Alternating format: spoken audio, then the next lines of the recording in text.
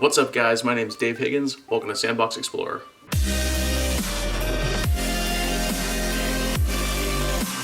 Alright, so I meant to record this video a few days before the Pokemon Direct came out, but I didn't get a chance to, and then the Pokemon Direct came out, and that's that. I saw a post on Facebook about that Nintendo trailer that's going around the country so you can go try demos and stuff like that, and I saw a comment under there about wanting Super Mario Sunshine for the Switch, which that would be awesome. Definitely would be into that idea.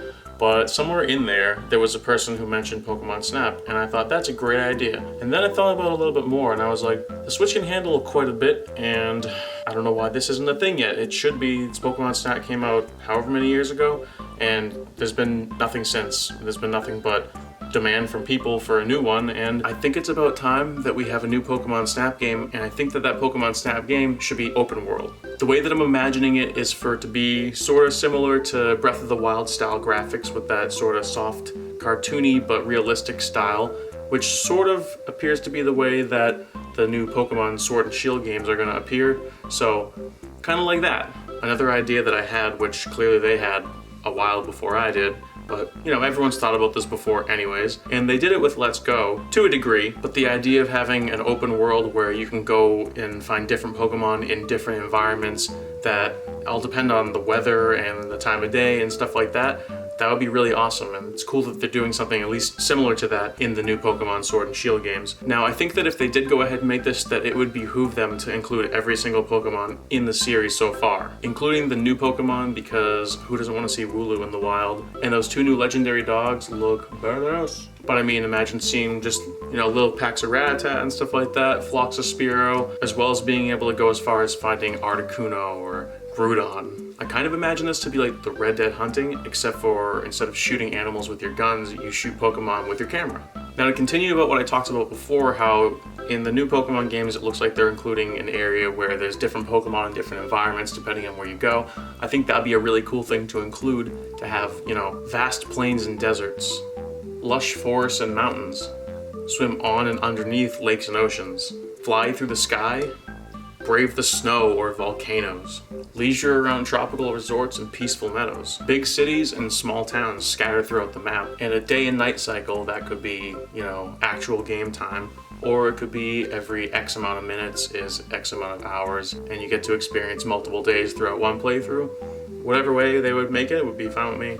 It appears that they're finally bringing back full customization of your character like they had a couple games ago, that I was hoping they were going to do with Let's Go Pikachu and Eevee, but, you know, they had minor customization.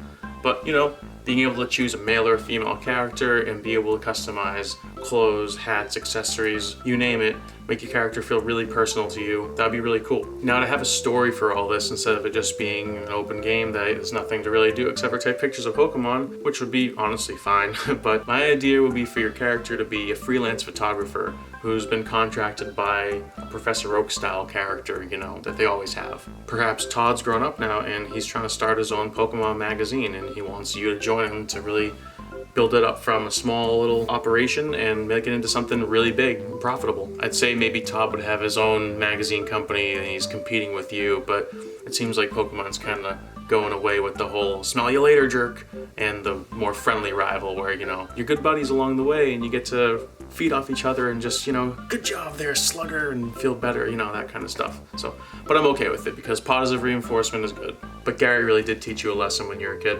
Blue. Both. Maybe Todd's even grown a little bit past photography and he wants to write articles about Pokemon because that's his new passion, but he's such a good photographer that he wants to pass his skills along to you. So perhaps the tutorial can be Todd teaching you how to do stuff and he'll be in your ear telling you about different things he wants you to do, and you can take the pictures for him so he can still be out there technically, in a sense, getting his photography done, but it's really you doing it for him so he can pursue what he wants to do. I don't know, it's just a thought. If you have an idea for a story for this game, then let me know in the comments below because I'd love to hear it. Let's say they did go with that magazine storyline. Maybe at first you find your magazines in, you know, small little newsstands somewhere on the bottom, but then as your magazine grows bigger, you find it as the featured magazine, or you find your pictures being used as billboards or something like that. Just you become more and more prominent in this world, so that way, you know, you can really find yourself growing and adapting into this world. Maybe people even start to recognize you as you get bigger because they'll have heard of you, and wow, there you are. Obviously, as with any great or even good open world game, you need to have side quests, and you need to have a lot of them. You know, maybe you do your main quest with Todd or whoever it would be, but you go around the world and you find people who need you to take pictures of different things. Maybe for a smaller magazine who wants your help. I don't know why you would help them out, but you know, money's money, so you're freelance. I don't know. I'm just thinking about ideas. Maybe people want you to take pictures for a postcard or those little stands outside stores or ones in the windows. Maybe even a billboard, you know? Maybe sometimes it can be not even Pokemon specific because, you know, you can have even more ideas that way that kind of shake things up a bit so it doesn't feel like you're doing the same thing all the time. That's always a good thing for any open world game because that gives you, you know, a chance to kind of break away from what you were doing, get involved in something else, and then go, oh yeah, I gotta get back into that, and then get back into it. Maybe you have to take photographs for events like a Pokemon tournament, a Whalmer watch. Maybe you have a recurring income that you get once a day or once a game day, depending on how they do it, however long they choose. So that way, depending on maybe what you've done, how far you built your magazine, you have a certain revenue that you get. Depending on how far your magazine's gotten built, there's more people buying your magazine, so you're getting more income from it. Maybe even some of the things you might have done, like a postcard or something like that, people are buying those, so you're getting money from that. Maybe that wasn't, you know, contracted. Maybe that's just you get paid once and then they get to keep all of it. I don't know. Think about it. Maybe you can get smaller contracts or different contracts with different companies out there, and that can add to it as well. And you know, you start out with just a little bit, but eventually you're rolling in it. Maybe you can start out with a basic camera and you don't really have any accessories, maybe just a couple basics that would come with the camera, and you can use that currency that you earn to buy better cameras, better accessories like different lenses, tripods, things like that. I would also definitely want vehicles for transportation in the game because, you know, traversing open worlds is more fun when you have basically a horse to go ride around on to get there faster. They could have things like, you know, bicycles like they've had since the beginning, maybe dirt bikes even, ATVs, all sorts of different options. Depending on what Pokemon you're trying to photograph, you might need to be quiet because they might get spooked easily, so you need to sneak up and walk really quietly to see them. So you might have to, you know, ditch your bike or your ATV, whatever you got, a little further back so that way they don't hear it and run away and, you know, where'd they go? But maybe you can spend your currency on your vehicles so that way they'll be a little bit better, maybe somehow a little quieter or something, you know, faster, different things, different aspects. Along with the clothes and accessories, maybe they got like different shoes that you can wear that'll be a little quieter as well. But don't have specific ones that are like stupid looking, that are like really good, and you can't wear your cool one that you like because it's not as good as the one that looks kind of dumb. You know, this has happened to people before. If you've experienced this, you know what I'm saying.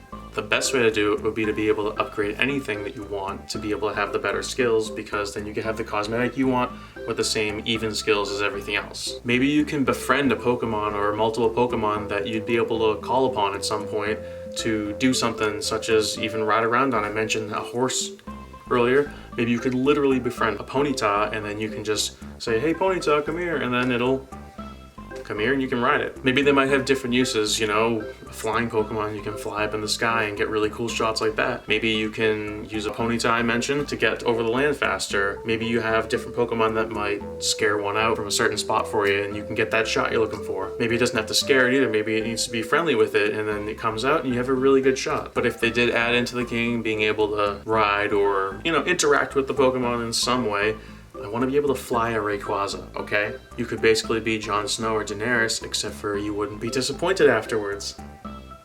It would also be fun to have like a skateboard to be able to go around the towns in or something, or anywhere that's not dirt or snow basically, or water, or sand. So pretty much in the town, but you know. It'd also be fun to have like a snowboard or something so you could go down a snowy mountain and, oh, that'd be fun. Even like a wingsuit or some sort of way to like paraglide down the side of a mountain or off anything, you know, maybe the top of a building somehow. I don't know, I feel like they'd have to safeguard against it so you can't die because your character can't die in Pokemon. But you know, a bunch of different modes of transportation to get around, like, you know, I don't know, GTA, you can go around and get in whatever you want and go wherever you want, so some sort of freedom like that. But I feel like honestly, aside from a few basic things like a bicycle, you could really get that use out of Pokemon, just being able to befriend them and, you know, call upon them. Just that would be cool. You could go anywhere you wanted. That'd be really fun. I just thought of that now. I just thought of that while I was saying this. I wrote down a bunch of the stuff I wanted to say because My mind isn't that good at remembering things. Maybe one way to befriend a Pokemon would be to use your currency that you've earned to buy an item that that one specifically would like, or that type of Pokemon would like, and that way if they come up to you and they accept it from you, then you're good, you got a friend. Maybe there's, just a finite amount that you can, or I didn't think of this until just now either, maybe there's like a Pokedex, such as in other games, where you can befriend every single one of them, and you can call upon any one of them whenever you want, because that would be way more freeing, and that's a better idea. Do that. If someone sees this and they're like, well, that's a good idea, do that. Maybe the befriended Pokemon wears like a Bluetooth device sort of thing that is either not visible physically or is some sort of little thing you can see. That way it differentiates the one that's your friend as opposed to regular randoms out in the wild. And then that way it makes more sense that you can call upon them because, hey Charizard, come over here. Doesn't really make sense for him to hear you from wherever you are if it's not just earshot, so that'd be a good way to tie that in. Also, if that was implemented, the way to handle it, I think, would be to be able to toggle on and off when that friend Pokemon comes and does whatever with you. Because some games, you call upon whoever and they come for a certain amount of time and then they disappear, and then you have to wait for a certain amount of time to be able to call on them again. Come on, just have them come tag along with you and do whatever you want. Use them to help you do something, or just walk around with them or whatever. But not having a time limit on things like that is, in my opinion, a pretty basic thing that no one should veer from. So do that. I'd be completely happy if this game was real and it only had a single player mode, because I think this would be really fun. But it would be cool to have like a co-op, a local and or online multiplayer mode. I don't know if you agree with me. Let me know if you do, but I think that why would anybody say that doesn't sound like a good time? Now, obviously, if they had local multiplayer, you'd be playing with, hopefully, probably a friend, because why would you be playing with someone that you don't like? But if they did do online, then be able to play with a friend. I don't know why Nintendo doesn't seem to get that for a lot of games. Like, I want to play with someone that I know. Not always. Sometimes I don't care and I just go play random. Sometimes no one's online. But if they are, then I want to be able to play with them. It seems pretty basic. Like, I love Nintendo. I love, most things about them, but their online is so... I wouldn't even say like sub PS4, Xbox One, PS3. It's... Ever since online has existed for those other systems, you've been able to chat and play with your friends. So why can't you do that with Nintendo? And the phone online app is, I'll give it to them, it's something, but like it could be so much easier. Have Bluetooth on the system and have it so you can chat with your friends. Anyways, if they didn't have a co-op in some sense, then, at least be able to share photographs. I just said that with like a British or an Australian accent for, I don't know why. With your friends, and or have a database online that you can upload your photographs to and have like a 1 through 5 star rating system or something like that. So you can, get your picture out there, and if people love it, then they love it. And if they don't love it, you can work on your skills, you get some pointers. If they didn't have like an actual co-op, then I had another idea that could actually be implemented easily with what I heard, a rumor that Wood over Beat 'em Ups actually had said. I don't know how widespread the leak is, but that's how I heard about it. He was saying that the leak said in the direct they had that area where there were other trainers walking up to that little colorful circle, whatever it was. Potentially that's where you'd see other players that aren't in your game, but it's a little area that's sort of a hub that you'll see other players that are in that area at the time. They could implement something like that into this Pokemon Snap open world idea that would maybe be kind of like the Splatoon 2 city area where you see other players hanging around and you can see what accessories they have. So that way you could find the clothes that these players are wearing, and if you like it, then you could order it somehow.